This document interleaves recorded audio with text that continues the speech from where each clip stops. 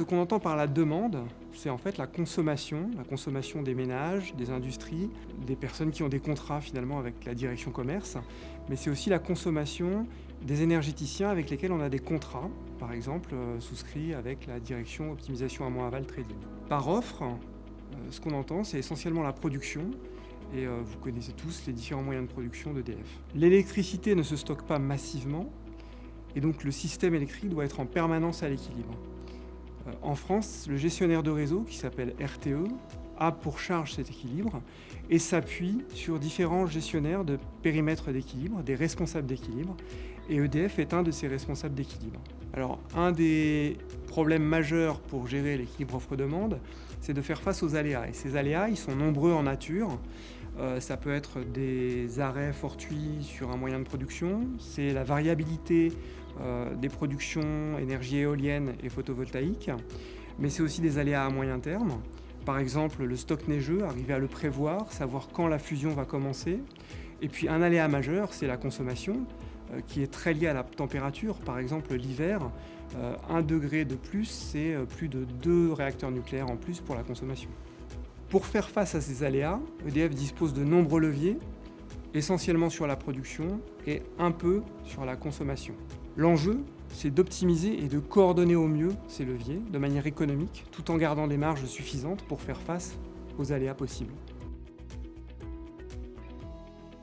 La R&D vient en appui des équipes opérationnelles qui gèrent l'équilibre offre-demande, à la fois pour que cet équilibre soit le plus économique possible et soit géré avec les marges de sécurité nécessaires.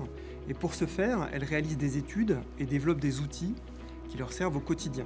On est dans un contexte très évolutif, à la fois sur les usages, pensez évidemment aux véhicules électriques et à l'autoconsommation, mais aussi au niveau de la production, qui est de plus en plus variable. Le mix électrique évolue avec une progression constante de la part d'énergie fournie par les éoliennes et par les panneaux photovoltaïques.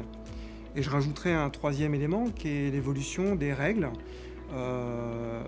Les marchés européens sont de plus en plus interconnectés, les services à apporter au système évoluent, et tous ces éléments doivent être pris en compte dans les outils qui sont développés. La R&D apporte son savoir-faire dans les domaines divers et variés, comme par exemple la prévision de consommation, mais aussi prévision de production variable, prévision de prix sur les marchés de gros aussi. Dans les domaines de l'optimisation du parc de production par exemple. Et ça, elle le fait à la fois pour l'Hexagone, mais aussi pour les systèmes électriques insulaires.